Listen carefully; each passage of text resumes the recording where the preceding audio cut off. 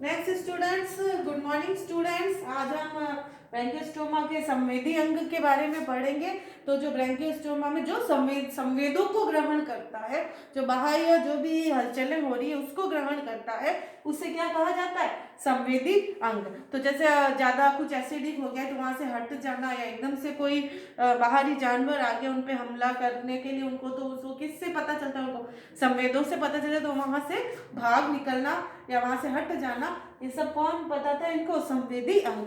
तो ब्रैंकियोस्टोमा में संवेदी और ग्राही अंग पाए जाते हैं, जो 6 प्रकार के हैं। तो वो 6 प्रकार के कितने हैं, कौन कौन से? पहला है नेत्र, नेत्र ऑसिली, ऑसिली। दूसरा है वर्णक बिंदु, वर्णक।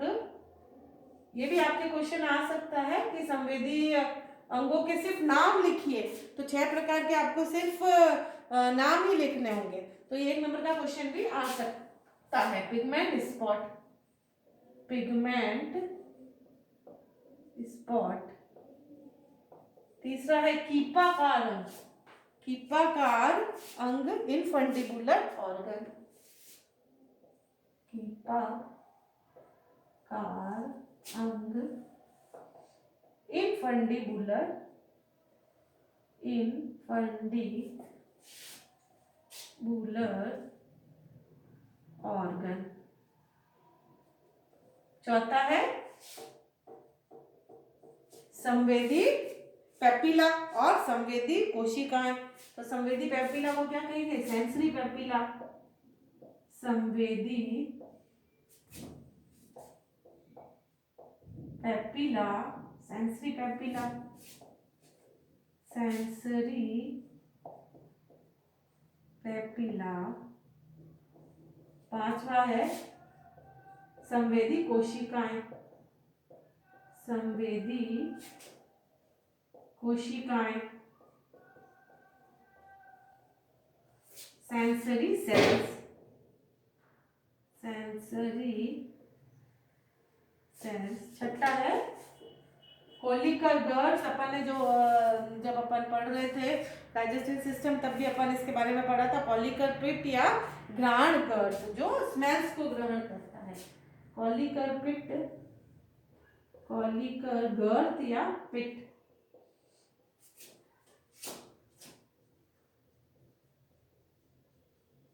कॉलिकल गर्द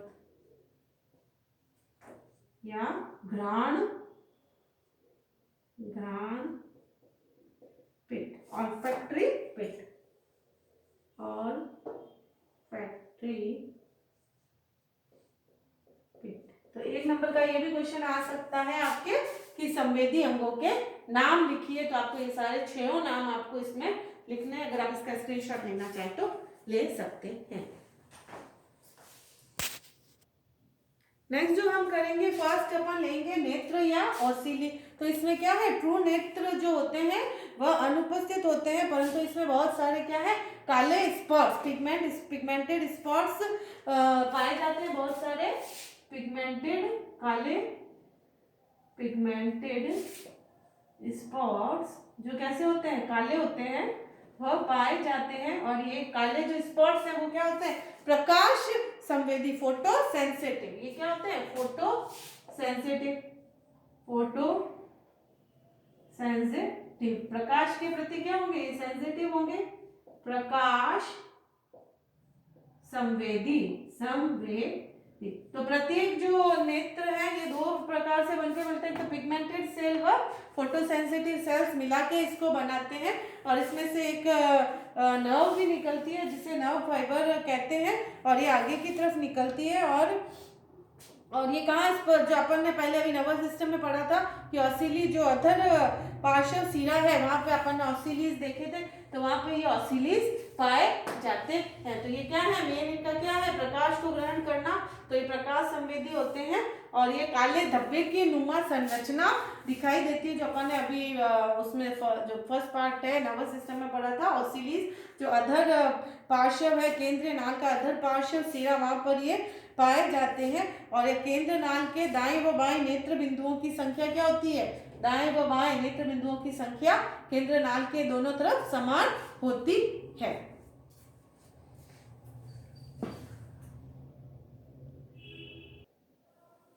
नेक्स्ट जो हम सेकंड पॉइंट लेंगे वह है अपना वर्णक बिंदु पिगमेंट स्पॉट। तो ये पिगमेंट स्पॉट क्या है? यह प्रमस्तिष्क की आशय की अग्र भित्ति पर उपस्थित होता है। जो प्रमस्तिष्क है उसके अग्र भित्ति पर आगे की साइड में यह एक बड़ा स्पॉट, बड़ा वर्णक बिंदु उपस्थित होता है और यह क्या करता है? यह नेत्र को प्रत्यक्ष प्रकाश से बचाता है। जो ओसिली है या नेत्र है उसको प्रत्यक्ष प्रकाश से बचाता है और जब प्रकाश इसके सिरों से निकलता है तो वो प्राणी जो है उसकी प्रकाश संवेदी है। इसका मतलब ये, तो प्राणी जैसे ही सिरों से प्रकाश निकलेगा तो प्राणी क्या करेगा? तैरने लग जाएगा और जाके मिट्टी में घुस जाएगा। उसको ये आभास होगा कि हो सकता है कोई खतरा आ गया है, तो इसके कारण जब प्रकाश सिरों से निकलेगा इसमें वर्णक बिंदु के सिरों से, तो प्राणी क्या होगा? तैरने लग जाता है और मिट्टी में जाके घुस जाता है और अपना बचाव करता है। तो ये है सेकंड पॉइंट, वर्णक बिंदु। थर्ड है अपना कीपाकार अंग इन फंडिबुलर ऑर्गन। तो ये कहाँ उपस्थित है? प्रमस्तिष्क के आशय के फर्श पर। जो प्रमस्तिष्क के फर्श है, आशय की फर्श, वहां पे एक छोटे गड्ढे नुमा संरचना है और एक तंत्रिका रज्जु के केंद्र नाल में उपस्थित जो तंत्रिका रज्जु है उसमें जो द्रव्यों के परिवर्तन है, इसका हालांकि अभी तक स्पष्ट नहीं हो पाया है। इसके कार्य का पता नहीं लग पाया है कि ये जो इन कीपाकार अंग है आखिर कार्य क्या करता है, परंतु ये माना जाता है कि यह प्रमस्तिष्क जो है, ये जो तंत्रिका रज्जु के केंद्र नाम में उपस्थित जो द्रव्यों में परिवर्तन होता है उसका यह पता लगाता है कीपाकार अंग।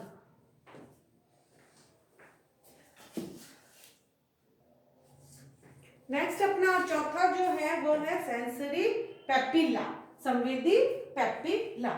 तो संवेदी पेपिला क्या है? यह संवेदी कोशिका या सेंसरी सेल्स का क्या है? एक गुच्छा, एक समूह है जो कहाँ पर उपस्थित है? ओरल सीरी व व्हीलर टेंटेकल्स। व्हीलम जो मैंने आपको जब डाइजेस्टिव सिस्टम पढ़ा रहे थे तब बताया था, तो ये व्हीलर टेंटेकल्स है, उनके ऊपर ये उपस्थित है क्या? संवेदी पेपिला। और ये क्या कार्य करता है? कौन सा संवेद ग्रहण करता है? यह रसायन संवेदी, केमिकल जो है रिसेप्टर्स होते हैं, या स्वाद संवेदी, स्वाद के प्रति, जैसे अपनी जीभ क्या है? अपनी जीभ क्या है?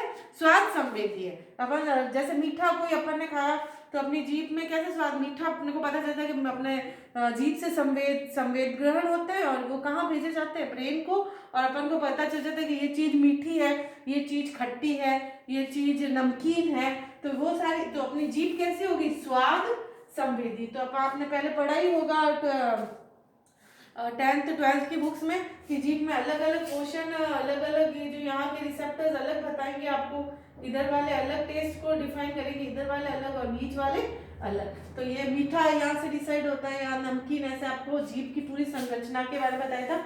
तो ये जीभ अपनी क्या है? स्वाद संवेदी। जबकि नाक अपनी क्या है? नाक स्मेल से पता लग जाता है अपन को कि बदबू आ रही है यार, या बहुत अच्छी खुशबू आ रही है, मुझे बहुत अच्छा लग रहा है। तो वो अपनी नाक क्या होगी? Olfactory receptor. क्या हो गई? घ्राण संवेदी। अपनी नाक क्या होगी? घ्राण संवेदी। तो ऐसे इनमें भी इंग्लिश में क्या कहते हैं? Olfactory, olfactory receptor.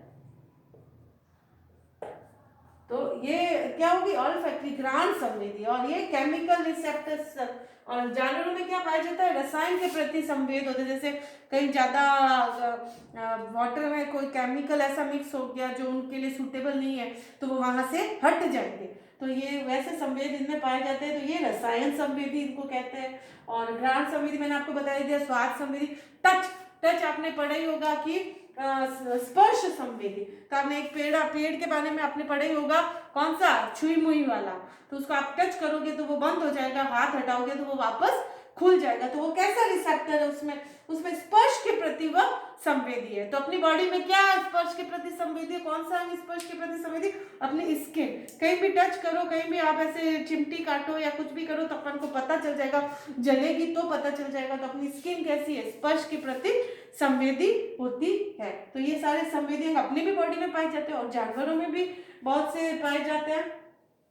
तो ये सारे अपने को बताते हैं कि कौन सा सूटेबल है, कौन सा एरिया कहाँ पे हमें रहना चाहिए, कहाँ पे नहीं। वो जानवरों में भी यही संवेद इनको आगे इनको पॉइंट आउट करते हैं कि आपको यहाँ से हट जाना चाहिए, यहाँ पे खतरा है, या यहाँ पे आपको रहना चाहिए, ये आपके लिए सुटेबल है। तो ये संवेदी पेपिला ये कहाँ उपस्थित है, ओरल सिराई व व्हीलर टेंटिकल्स के ऊपर उपस्थित होते हैं। यह रसायन संवेदी या स्वाद संवेदी होते हैं। नेक्स्ट अपना फिफ्थ, संवेदी कोशिकाएं, सेंसरी सेल्स। ये एपिडर्मिस में फैली रहती है। कहाँ पे फैली रहेगी, जो आउटर लेयर है एपिडर्मिस, उसमें ये फैली रहेगी, है पूरी एपिडर्मिस में ये फैली रहेगी। तो इस एपिडर्मिस में फैली है, तो जैसे अपने स्किन है स्पर्श संवेदी, वैसे ही ये क्या है, ये भी स्पर्श संवेदी है। तो स्पर्श को क्या कहते हैं इंग्लिश में, टैक्टाइल।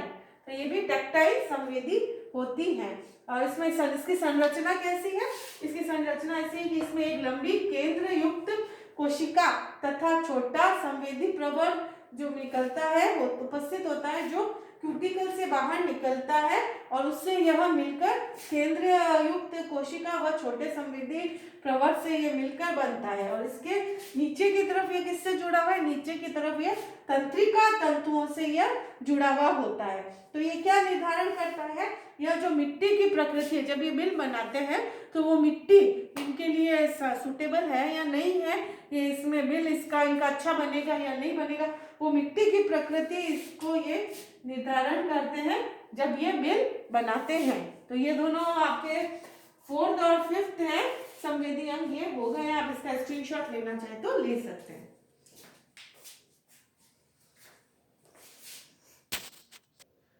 नेक्स्ट जो लास्ट हमारा है वो है कॉलिकर्स बिट कॉलिकर गर्भ। ये क्या है, ये छोटी थैलेनुमा संरचना होती है जो रोमा भी एक्टोडर्म से मिलकर बनती है। किससे मिलकर बनती है, जो रोमा भी एक्टोडर्म है, एक्टोडर्म के ऊपर जो रोम निकले हुए होते हैं उनसे ये मिलकर बनती है। इसे ग्रांड गर्भ और फैक्ट्री पिट भी कहते हैं। तो ये इसे ऑल्फैक्टरी पिट इसका दूसरा नाम है कॉलिकर पिट का। और यह किसकी स्थिति को दर्शाता है, ये न्यूरोपोर जो एक छिद्रनुमा संरचना होती है उसकी स्थिति को यह दर्शाता है। तो लार्वा अवस्था में प्रमस्तिष्क आशय बाहर खुलता है, किसके द्वारा, न्यूरोपोर के द्वारा। तो लार्वा अवस्था में तो ये न्यूरोपोर ओपन होगा और ये प्रमस्तिष्क जो आशय है ब्रेन है इसको बाहर खोलेगा, जबकि वयस्क में ये जो न्यूरोपोर है, ये जो छिद्र है ये बंद हो जाता है और ये इसको बाहर की ओर नहीं खोलता है। तो ये इसको ऑर्गन ऑफ टेस्ट भी कहते हैं। माना जाता है कि ये टेस्ट को डिफाइन भी करता है, कौन, कॉलिकर्स पिट। अंत में है 7 स्वतंत्र। ऐसे तो अपने 6 इंपॉर्टेंट तो 6 ही हैं अपने संवेदी अंग, और इनको भी संवेदी अंग मान लेते हैं कोई साइंटिस्ट। तो ये स्वतंत्र तंत्रिका छोर, फ्री नर्व एंडिंग, इंग्लिश में क्या कहते हैं इसे, फ्री नर्व एंडिंग्स। तो यहाँ पे एक अलग से टॉपिक लिख देना, 7 पॉइंट मानो या मतलब मान लेते कोई कोई साइंटिस्ट। तो ये जो फ्री नर्व एंडिंग है मसल्स में अंतर्ग्राही एंटीरो रिसेप्टर्स के रूप में ये उपस्थित होती है, ये फ्री नर्व एंडिंग, और उसी तरह ये कार्य करती है। और ये संकुचन के प्रति संवेदी, संकुचन रिलैक्सेशन के प्रति ये संवेदी होती है। तो ये आपके कुछ 7 संवेदी अंग हैं जो अपन ने पढ़े हैं। तो इनका आपके अगर नाम पूछा जाए कि ओनली आप इनको नाम बताइए, 1 नंबर का क्वेश्चन, तो आपको इनके सबके नाम लिखने हैं 6 के। और अगर आपको पूरा डिटेल में पूछा जाए तो आपको ओसिली और से लगा के नीचे कॉलिकर पिट तक पूरा आपको डिस्क्राइब करना है। तो इसका आप स्क्रीनशॉट लेना चाहे तो ले ले और इसे अच्छी तरह से पढ़ ले। Thank you.